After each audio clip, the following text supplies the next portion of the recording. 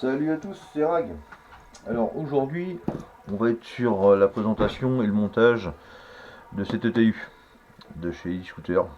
C'est le TU V2 Bluetooth. Moi je l'ai déjà installé plusieurs fois, hein. C'est pour le prix très bien. J'ai installé le même mais sans Bluetooth. Et les petits contacteurs, je les trouve un peu trop fragiles à mon goût. C'est vraiment fragile. Celui-ci est pas mal, il est en capteur optique, donc franchement cool. Voilà, il est en vente, hein, dans plusieurs magasins, hein. Moi je vois toujours, je travaille avec Fenrir et Airsoft, donc vous pouvez le trouver à 80 euros TTC là-bas. Hop, allez, on va faire l'ouverture.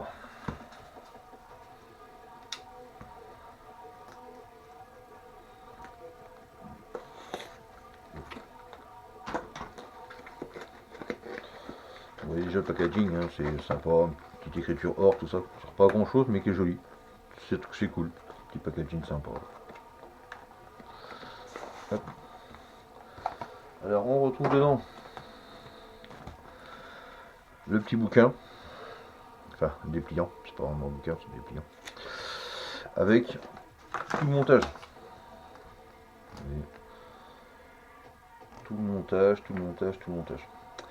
Ce qui est bien sur celui-là, vous avez voilà, les cales, comme beaucoup, hein, de TU optique, les cales pour si la vis est trop longue, la renlever.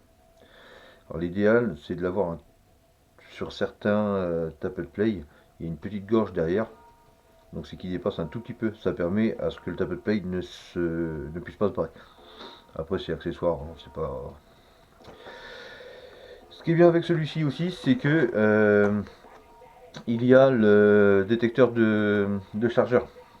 On peut avoir, je vous montrerai les modes après, mais voilà, il y a tous les modes avec le détecteur de chargeur qu'on peut mettre ou non, hein. Ce qui permet de mettre le nombre de billes que vous avez dans votre chargeur. Et vous voyez, c'est enfin, le nombre de billes, et puis du coup, ça fait un arrêt de tir. Et si le chargeur est pas enclenché, ça fait un arrêt de tir aussi. Ils expliquent bien comment mettre le petit patch. Les patchs sont là. Un peu comme sur un Titan 2, hein. Ils expliquent comment mettre le patch comme il faut. Que le sens où plier les cosses du moteur. Et voilà. Qui disent qu'il faut bien faire attention à ébavurer ça si besoin et celle-ci si besoin. Sinon ça va merder. Celui-ci, ça peut passer des fois. Des fois c'est un peu serré contre la gearbox. Le carré généralement il passe, mais celui qui est là, moi plusieurs fois il a fallu que j'enlève parce que ça passait pas. Voilà. Alors hop, le petit bouquin. Moi je l'ai déjà lu, je l'ai déjà monté plusieurs fois, donc voilà, on va pas le refaire. Ça c'est deux petites protections sur le TU. Je sais pas trop à quoi ils servent exactement parce que il y en a déjà d'installés d'origine sur le TU, donc je vois pas trop l'intérêt d'avoir avoir, à moins qu'on laisse qu'un trait au montage ou autre, mais hop, on ouvre ça et nous arrivons sur le TU en lui-même. On l'enlève délicatement, ça reste de l'ETU, c'est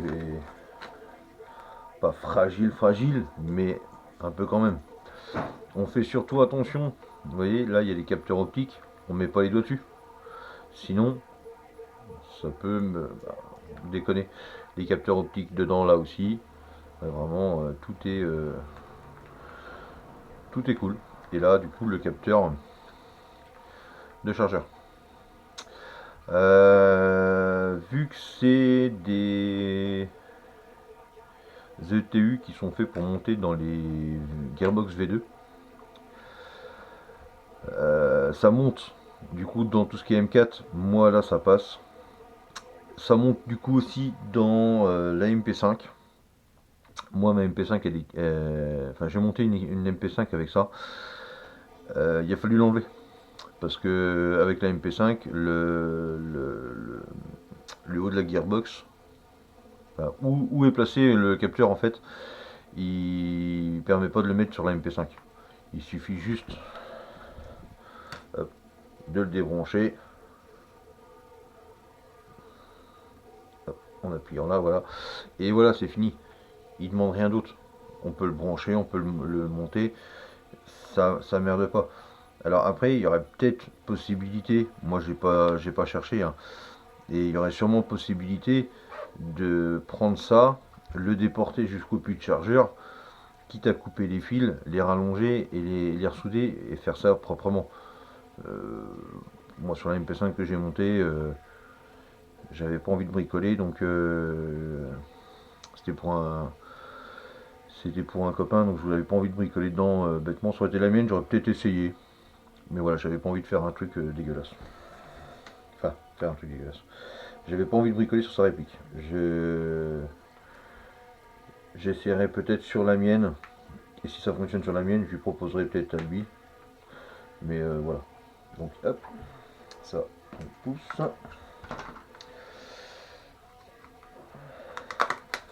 Alors de ce côté-là, je vais ouvrir les deux comme ça va être fait. De ce côté-là, on a des petits comment de la gaine thermorétractable. Ça, c'est fait pour justement décaler et régler correctement le détecteur de chargeur. Moi, jusqu'à présent, sur les M4, j'ai pas eu besoin de ça. Euh, Ça se mettait quasi tout seul. Donc là, on a tout ce qui est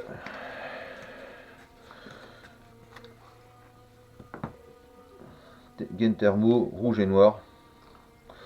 Une prise antéline pour brancher sur vos batteries si jamais, je pense que c'est fait pour ça, hein, si jamais vos batteries sont en mini Tamiya, vu que le TU est antéline, ils mettent une femelle avec, c'est sûrement pour changer ça. On a des shims en 0,5.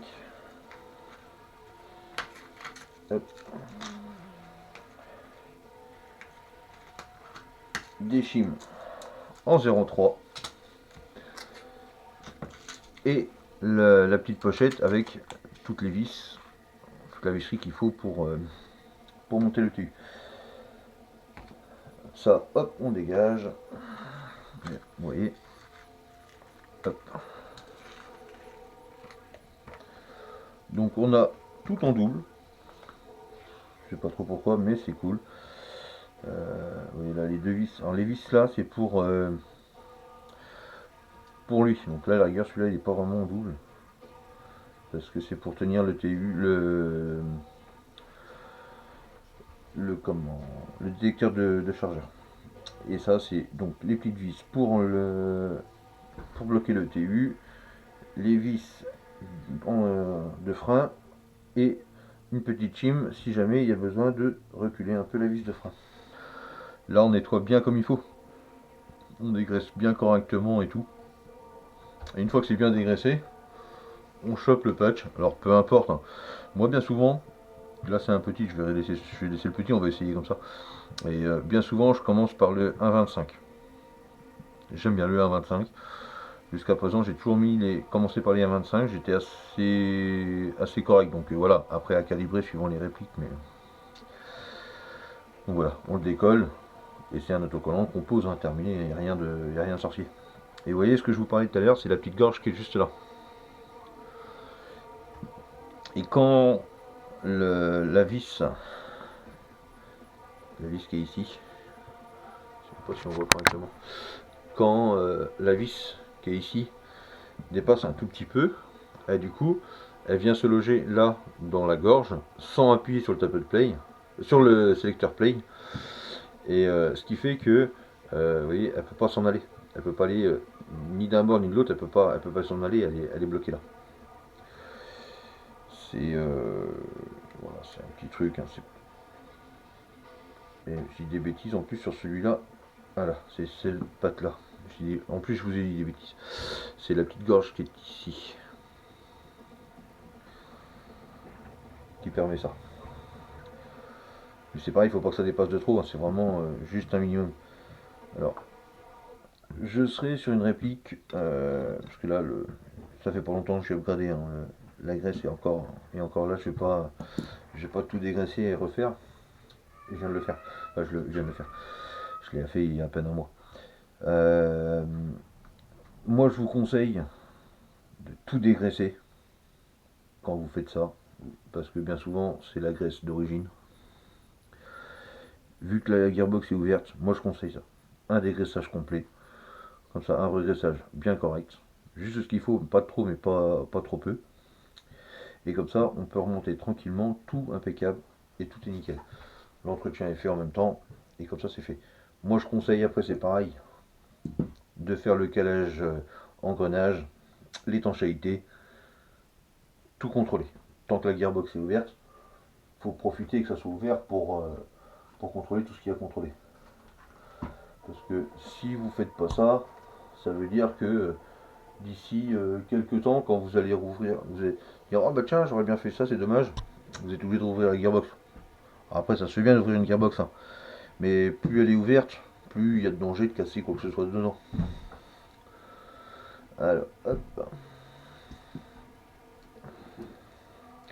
Donc pour le TU, on va l'ouvrir délicatement. Je vais remettre le tappet play tout de suite. Le sélecteur play tout de suite. Hop. Comme ça. Hop. Alors, lui, est-ce qu'il va passer nickel? Eh ben, vous voyez, comme l'autre, il va falloir qu'il force un tout petit peu. Alors, moi, je le pose là d'abord. Et je l'enfonce gentiment. Ça reste, comme je vous disais tout à l'heure, du circuit imprimé. Il n'y allait pas comme des gros bourrins. Et après, il ne reste plus qu'à passer le câblage. Alors, attends, hop. Moi, j'aime bien passer cela en premier.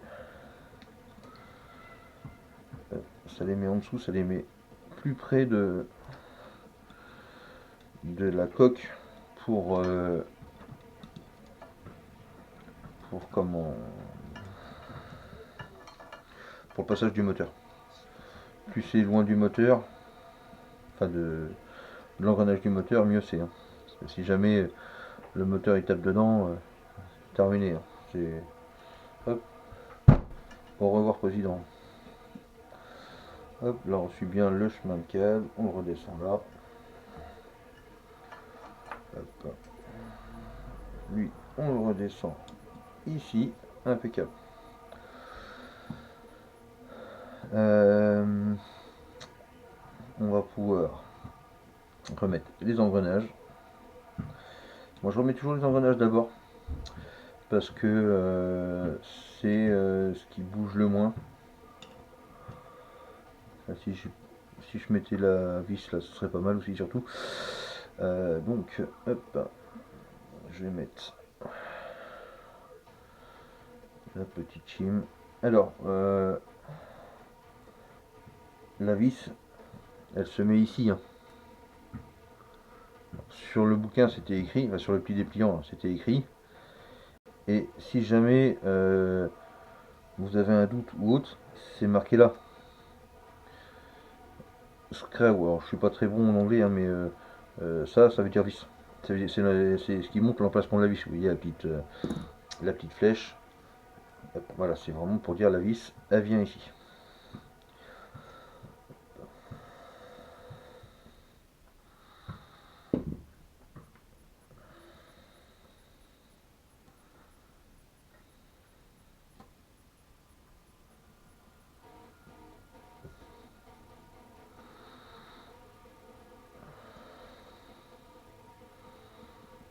Hop.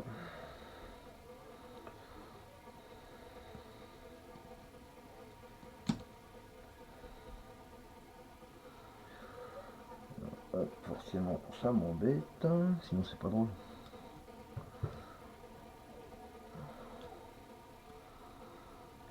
C'est la partie qui est un peu moins marrante pour moi, qui est avec mes grosses pattes. J'ai souvent besoin de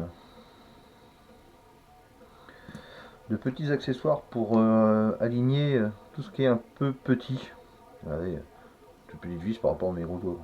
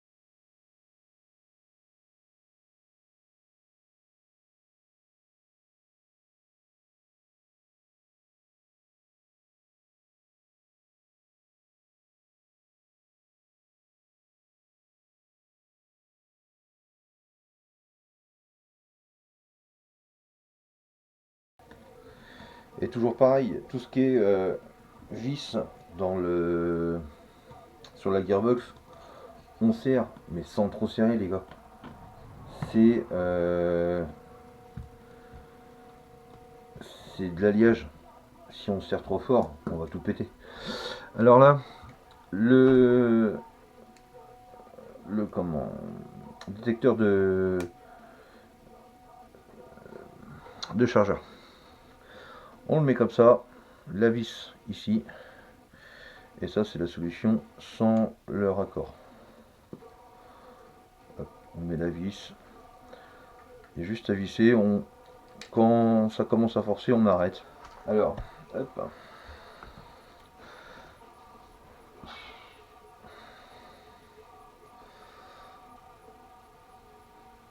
Hop, on va dans l'application shooter. Là, vous voyez, Kestrel V2, clique dessus, normalement.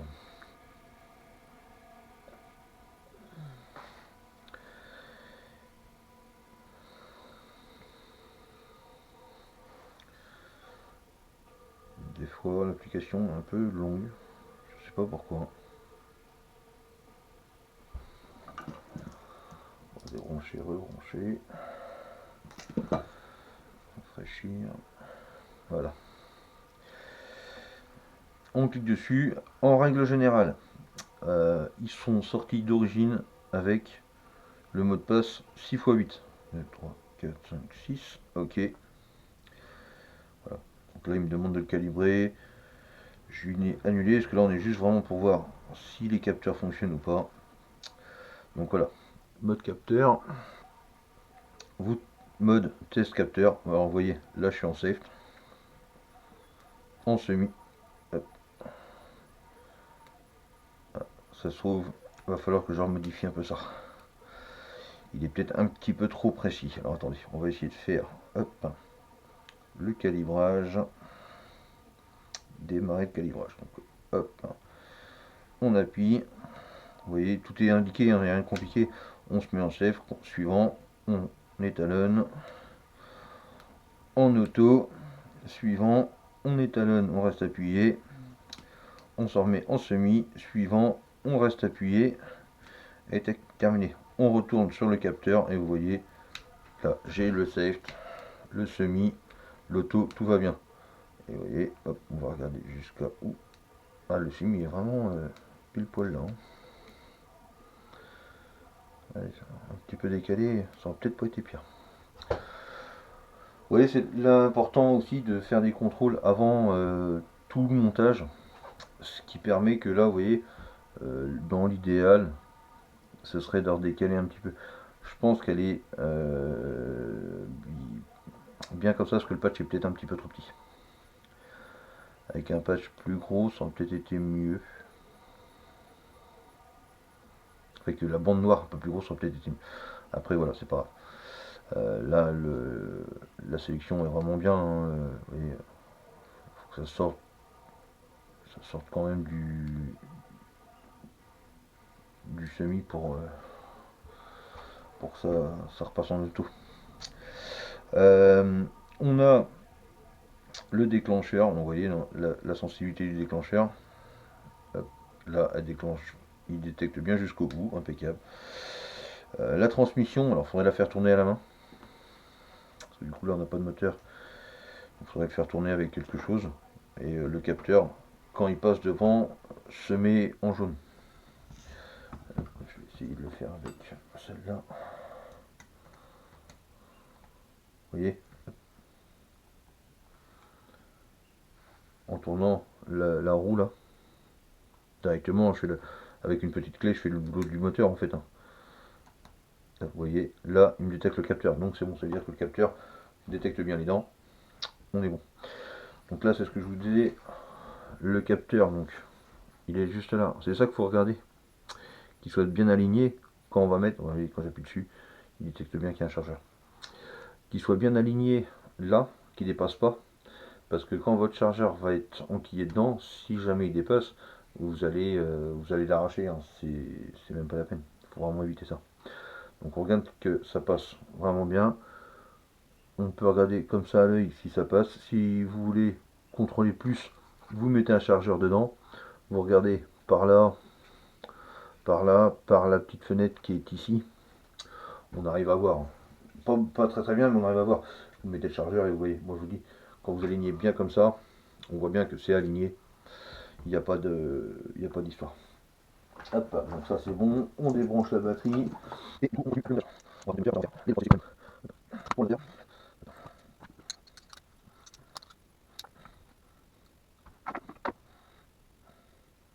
On va juste mettre avec lui. On monte un peu. Ça va pas vraiment pour l'année à passer les commandes. Et faire parce que le bas est rempli, c'est sur ça. Je vais faire ça, je vais je vais passer les vis. C'est mal. Ils sont pas bien avec le bon vis. On les bête. Vous voyez, là il y a bon. On bête les deux. Faut plier à 90 dans ce sens la ronde. On bête reste pour deux. Sinon on va le tu vois pas comme ça. Le voir là. Voilà. Donc je pose mon rouge. Sur le rouge. Et le rouge, sur le rouge, sur les verts, les deux, qui est comme ça, c'est la rouge sur rouge, là où il est bleu, la rouge est bleu, la rouge est bleu, il y a que si mon verre celui-ci va dans le verre, quand il y a le droit, il y a le droit, un peu plus, c'est la si je dis c'est les trois qui a 4 et puis il faut qu'on inverse les volumes. Sur la V9 chez Gima, il y a des liens 4 donc il y a intérêt de les brancher à l'envers pour aider de casse. Ça casse tout le reste, le moteur va l'envers, du coup il va y avoir un diamant, il y a 3 diamants, ça donc vous allez choisir les gens qui font ça, que ça. Vous voyez, quand vous voyez si le moteur, il est branché en vert, c'est pas grave de député. Comme vous l'avez vu, il y a rien, c'est que toujours rester sur le texte, c'est une en tête, avoir sur le texte pour voir. Là je rafraîchis.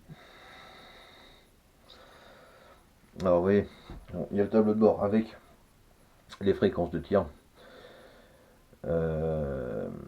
la température de la puce, oui, il y a vraiment le courant, la tension, le pourcentage de ma batterie, la version, alors ça c'est 1, je sais pas trop ce que c'est. Voilà, donc là vous voyez hein, la totalité, la totalité des bits tirés, la fréquence des bits, alors, oui, et puis un coup voilà. Dans les réglages, ce qui est pas mal sur celle-ci, si vous voulez changer le nom, oui, pas compliqué, vous changez le nom et terminé. Annuler. Sur celle-ci, il y a 3 réglages. Ça peut être pas mal, suivant si vous faites plusieurs terrains différents. On va rester sur le réglage 1. Donc, vous voyez, sélecteur. En auto, je peux mettre Safe, auto, enfin semi, auto, burst. Hug, c'est premier capteur, enfin première. Comment je vais dire, vous allez tirer un petit peu, la première, une première impulsion va tirer en semi et là tout au fond sera en automatique, comme sur une hug en fait. La binary et la snipe. Alors la sniper c'est plus des répliques soit sniper soit des répliques type DMR où c'est que vous voulez avoir un temps plus réaliste. En fait, ça fera comme le mode sniper, c'est ça. Il va y avoir un temps entre deux tirs qui seront pas possibles. Ça fait à peu près le temps du réengagement en fait, c'est tout simplement. Et ça, vous avez ça sur quasiment toutes les. Hop, terminé. Vous voyez, en safe. Non, safe on peut pas changer. Et en auto, donc du coup pareil, vous voyez, safe, semi, auto, burst, hug, binary et sniper. Hop, on va le mettre en burst juste pour vous montrer. Tac, voilà. Une fois qu'il est en burst, on descend et vous voyez le burst, on peut aller de 3 à 10 billes. Voilà, après, suivant les terrains où c'est que vous allez, il peut y avoir des histoires. Après, si vous avez des terrains où c'est que le burst, tout ça, tout est interdit. Hop, on se fout en semi aussi. Et comme ça, il n'y a pas d'histoire. Je suis en semi, je suis en semi. Peu importe où c'est que je suis en semi, il n'y aura pas d'histoire de certains, parce que si vous avez des répliques qui ont des bonnes cadences, ça peut arriver des fois qu'il y en a qui pleurent parce que voilà, on n'est pas en semi, on est du full. Nan, nan. Là, vous mettez tout en semi, tout est bloqué en semi, il y a un contrôle, ben ouais, regarde, il n'y a que du semi. C'est parce que j'ai une réplique qui a du répondant. Celle-ci, je pense que je vais la mettre en burst 3 coups parce que de toute façon, je vais vous montrer les réglages, mais je pense qu'il va aller dans un terrain où il peut faire ça. Là, il y a le déclencheur. Donc, c'est le niveau, comme on voyait tout à l'heure, les trois petits points, les niveaux de sensibilité sur la main haute. Vous voyez, on a à peine touché, ça tire. La transmission, ça vous y touchez pas. Enfin, tout dépend de ce que vous avez fait, mais sélecteur simple, sélecteur double. Ne mettez pas sélecteur double si vous en avez pas un, c'est un truc à ce que ça va déconner, c'est sûr certain. Le préarmement, alors faites bien attention avec celui-ci. Moi, je le trouve pas ouf au point. Parce que c'est en millisecondes, et vous voyez là par exemple, si je fais ça, il va aller bien. Alors après, voilà, hein. Tout dépend des répliques que vous avez, tout ça, mais à un moment donné, il y a 100 points de réglage, je crois, enfin, où il y en a vraiment beaucoup, mais c'est bien trop parce qu'à la finale, vous voyez, là en 18, il y a tellement de préarmement que il engage déjà un deuxième lot. Vous voyez, là il est quasiment.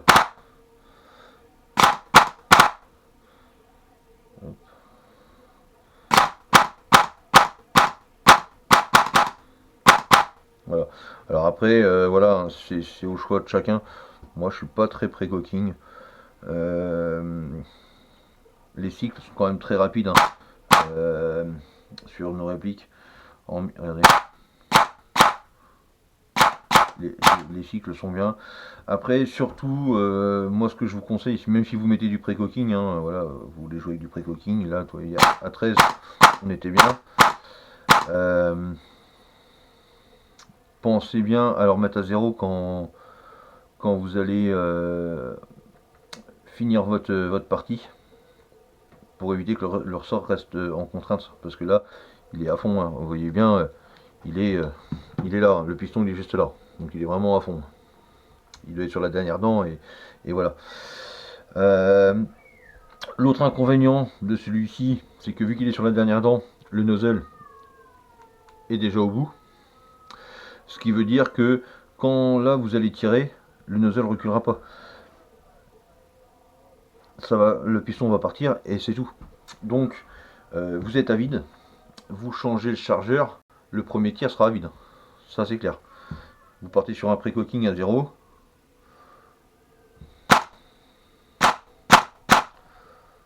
Normalement il devrait remonter.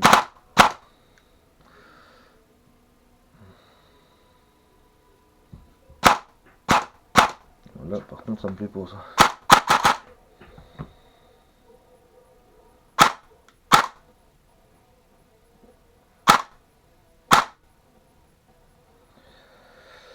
Hop.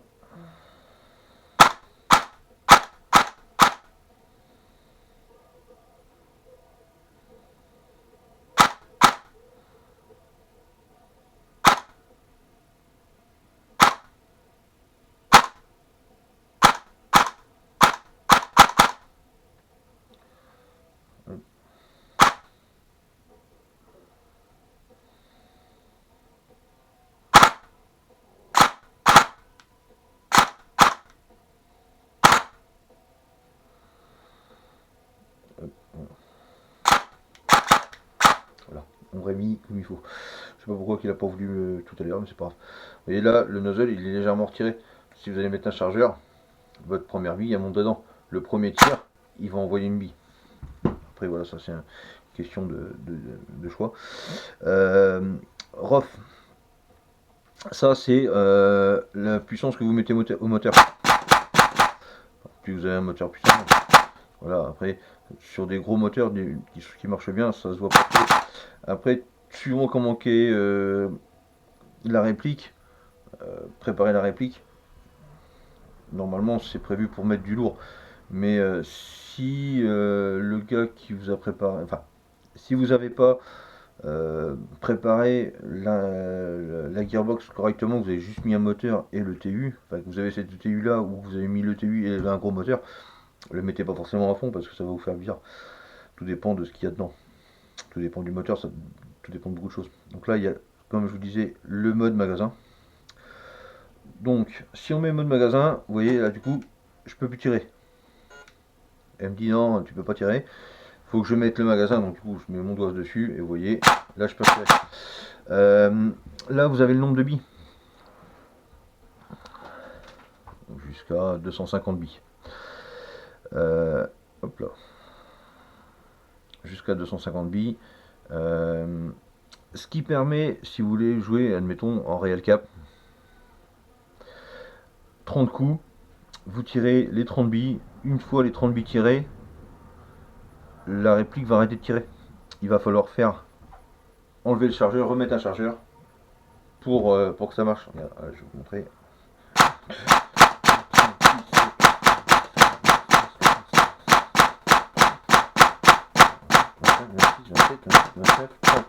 Donc là on est à 30, normalement il ne devrait plus marcher. Vous voyez, faut que j'enlève le chargeur, je remette un chargeur, et là on peut retirer 30 coups. Moi je trouve ça cool, c'est le côté réaliste. Après voilà. Donc le frein actif avec toute la jusqu'à le mettre à 100%. Après voilà, tout dépend de comment vous jouez. Moi j'aime bien le mettre un minimum quand même.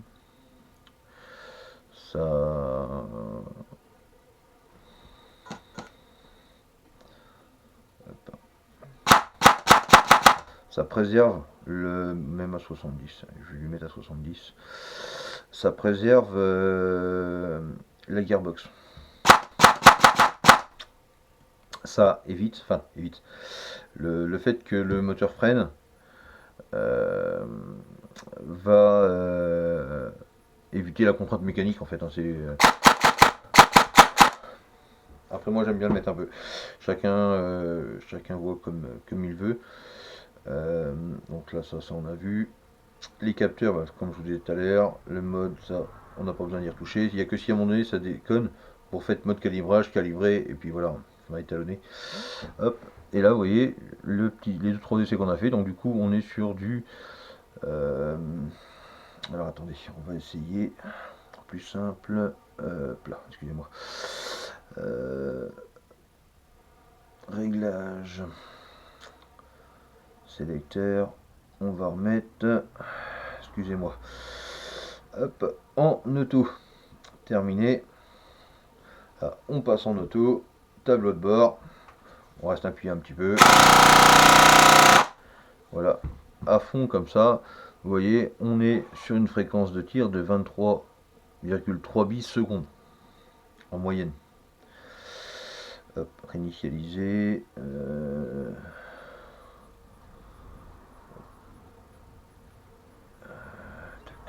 Tac, déclencheur. Voilà, réglage. On fait. Même là, il y a 100%, vous voyez, ça fait vraiment une grosse réactivité. Si je le mets à 70, c'est vraiment pas mal aussi, hein, même 50. Voilà. Il est un peu plus mou, mais vous voyez, c'est pas un truc ouf non plus. C'est pas au doigt, ça fera pas une grosse différence. C'est plus sur du full auto que ça va changer. Donc voilà, le montage et réglages, entre parenthèses, comment régler les différents réglages et les différentes options qu'il y a dessus. J'ai montré, je pense, ce qu'il fallait. Si vous avez des questions, n'hésitez pas en commentaire. N'oubliez pas un petit like, ça fait toujours plaisir. Vous abonner pour louper aucune des vidéos. Et si vous avez des questions, enfin des propositions, des choses que vous aimeriez que je vous montre, n'hésitez surtout pas en commentaire. J'essaierai de vous faire ça. Salut, ciao, ciao!